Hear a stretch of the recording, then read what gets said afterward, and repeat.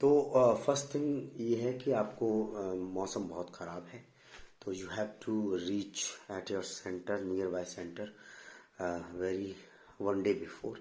जैसे for example, if your examination is on Saturday, then you have to reach your examination center city uh, on Friday itself.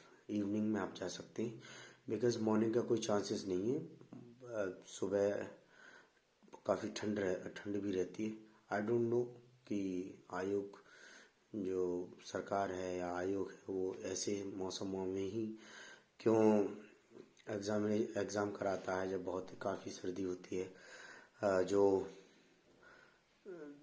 Examination का time होना चाहिए वो like UPSC मार्च से start होके या मई से स्टार्ट होके और वो अगस्त सितंबर तक चलना चाहिए, और लास्ट का जो अगर इंटरव्यू वगैरह प्रोसेस है तो वो जनवरी तक ख़त्म हो जाना चाहिए. लेकिन we can not do anything in it, तो हमें जाना ही होगा.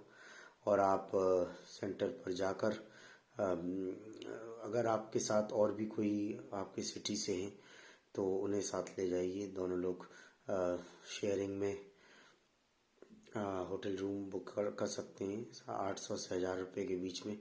आप खाना खुद का ले जाइए, क्योंकि वहाँ पे अगर आप खाएंगे तो हो सकता है हाइजीन का इश्यू हो जाए, पेट वेट में दिक्कत हो जाए. सुबह आप अपने सेंटर के लिए जल्दी निकलिए.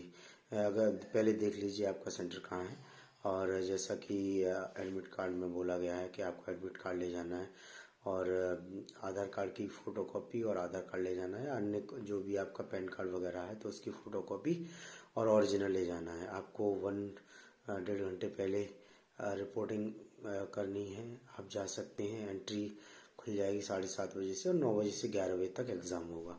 अब बात करते हैं कि सुबह जाकर क्या हम जल्दी जाएं या फिर उसी टाइम जाएं या लेट जाएं. तो मैं आपको रिकमेंड ये करूँगा कि आप सेंटर पर 7:30 तक पहुंच जाएं, या और जल्दी पहुंच जाएं, 7 AM पहुंच जाएं. बिकॉज व्हाट हैपन्स कि जब भी हम कोई एग्ज़ाम देते हैं तो ऑब्वियसली बात है, कोई भी इस बात को डिनाई नहीं कर सकता, चाहे वो कितना भी उसने बड़ा एग्ज़ाम निकाला हो, कि एग्ज़ाम से कुछ समय पहले हमें एंजाइटी जैसी चीज़ें होती हैं.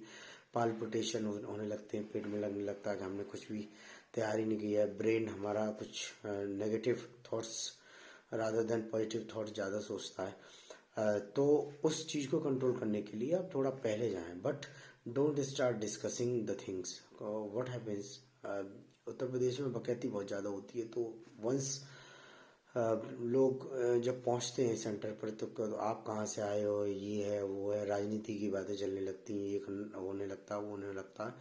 तो अगर आप ऐसे करेंगे तो आपका माइंड डाइवर्ट हो सकता है. वो थॉट्स बिफोर द एग्ज़ाम आपके चल सकते हैं जब आप एग्ज़ाम दे रहे होते हैं. तो शांत मन से जाइए, अपना देख लीजिए कहीं कोना, और जो भी आपको रिवीजन करना है, फॉर्मूले वगैरह रिवाइज कर सकते हैं. जो भी आपका आवश्यक चीज़ें हैं, ब्लैक बॉल पॉइंट आवश्यक है एग्ज़ाम में, तो उसे आप 2 ले जाइए, और उसे पहले यूज़ करके देख लीजिए, क्योंकि मौसम जाड़े का है तो हो सकता है कभी ब्लॉक भी हो जाए, तो दूसरा पेन यूज़ कर लीजिए.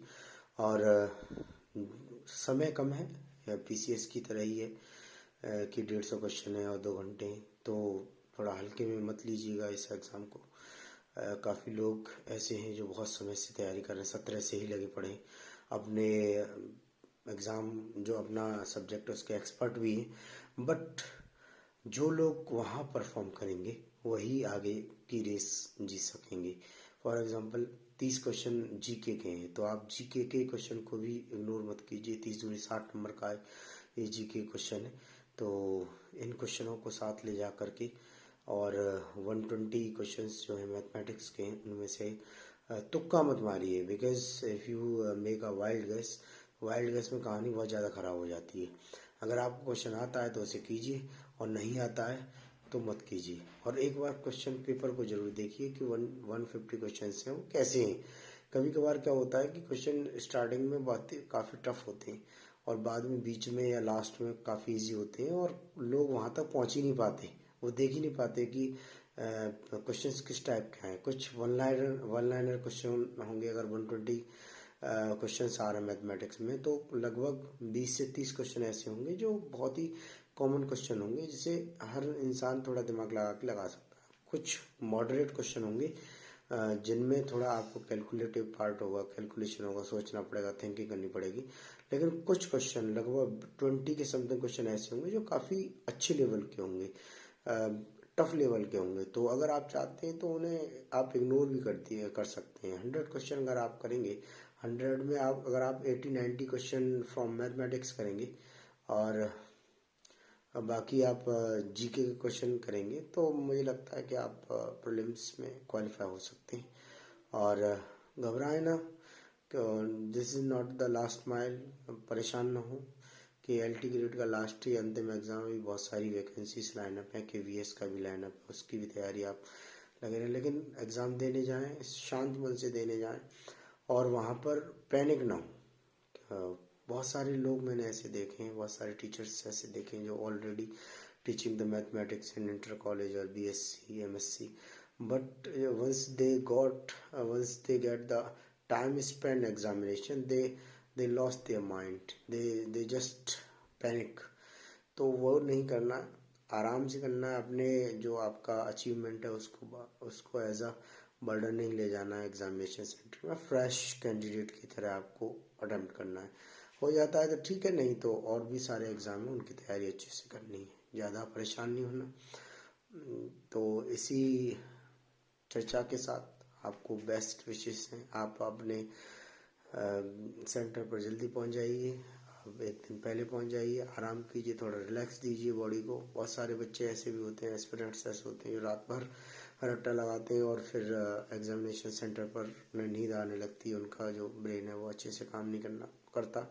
उस चीज़ को ध्यान में रखिए। ज़्यादा हैवी खाना मत खाइए। सुबह का जो नाश्ता है, आप चाय वगैरह चाय लेके जा सकते हैं, चाय पी के जा सकते हैं, हल्का सा खाना बिस्किट वगैरह खा सकते हैं। ज़्यादा हैवी खाना ना खाइए ताकि गड़बड़ ना हो।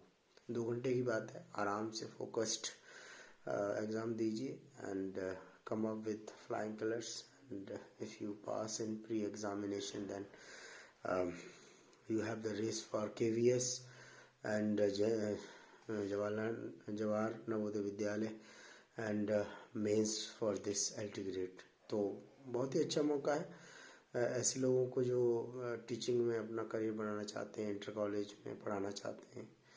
तो बेस्ट विशेष है आपको, आपके लिए। जय हिंद।